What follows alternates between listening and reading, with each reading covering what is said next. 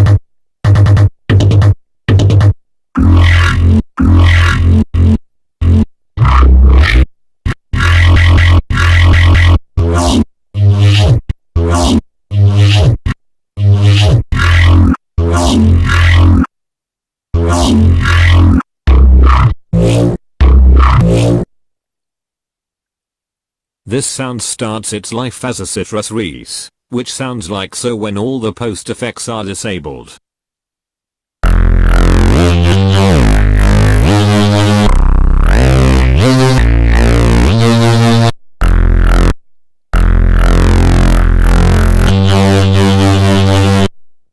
In this citrus, I am using operator 1 for the fundamental and I'm pitching it down a little. That's what is creating the res effect when played with the other operators. The second operator is a saw wave which I converted into sine harmonics so that I could inactivate the fundamental frequency, which is what OP1 is used for. Operator 3 is exactly the same as OP2, except that here I'm pitching it up slightly for additional phasing motion. Operator 4 is a sine wave with a bunch of out-of-phase extra harmonics and is modulating OP1 at a low amount. Operators 1, 2 and 3 are all going to filter 1 which is used for wave shaping.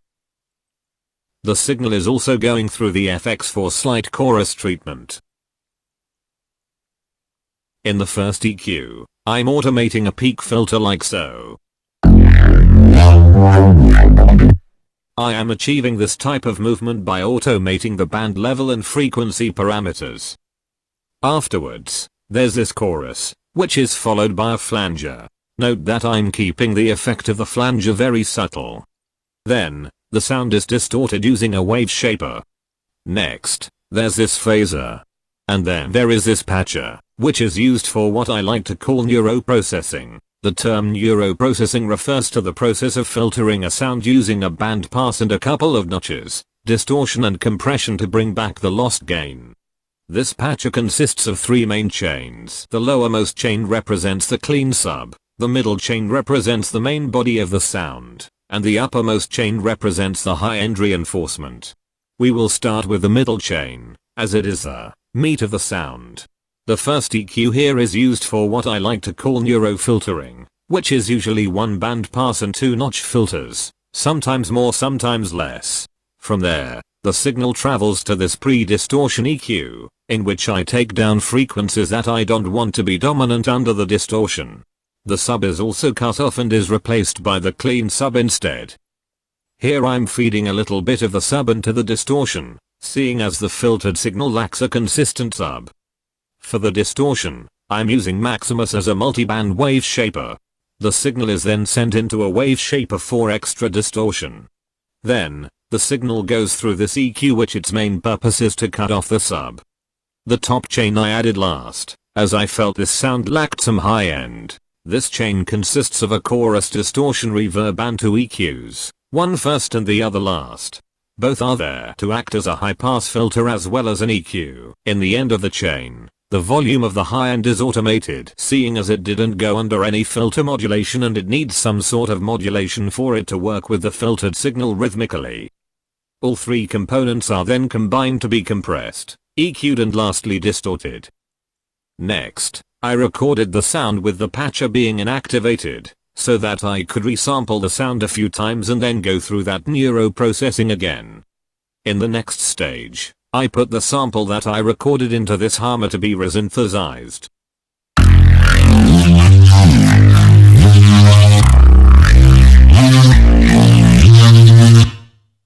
As I often tend to do when resynthesizing a sound with harmor, I dragged the sample into both parts and then enabled side processing on part B, so that I'd get a stereo sound to mix with the mid signal. Since I want to keep this video short, I won't explain what's happening in this harmor, I will rather just show it instead. Please keep in mind that if you have any questions about what's happening here, feel free to comment them down below and I'll explain in details.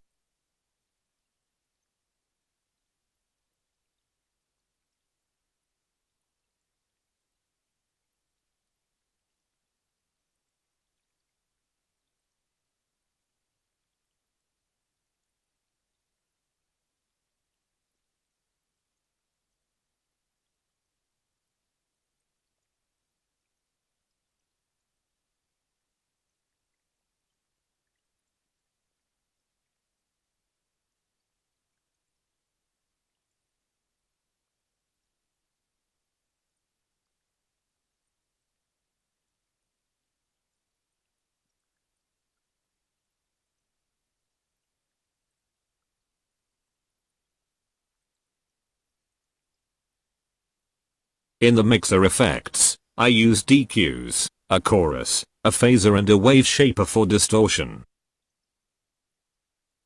I then recorded the sound to be resynthesized once again.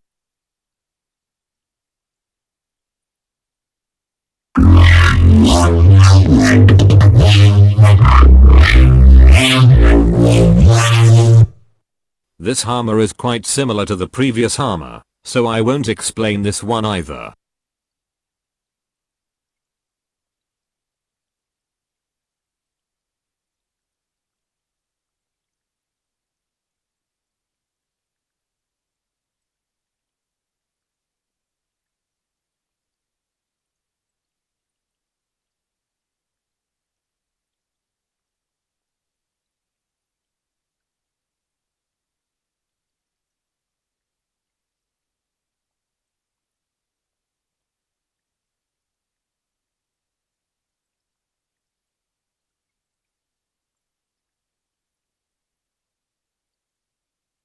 Moving on to the mixer effects. Firstly, there is this chorus inside a patcher, which I used to separate the low end from the rest of the spectrum as I did not want the chorus to affect the low end. The dry and the wet signals are mixed together.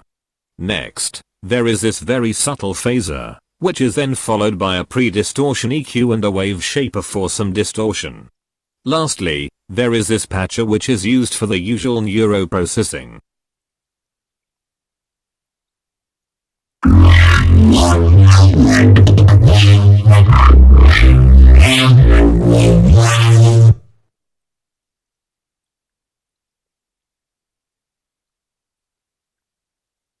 You might be wondering why I make such long phrases and how could these be used in a track.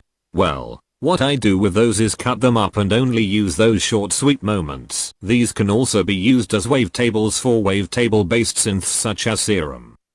Welp, that is it for this episode. I have been not seamless. If you have any questions about this, please let me know. Don't forget to like, comment, subscribe and all that good stuff. And as always, thanks for watching and have a nice day.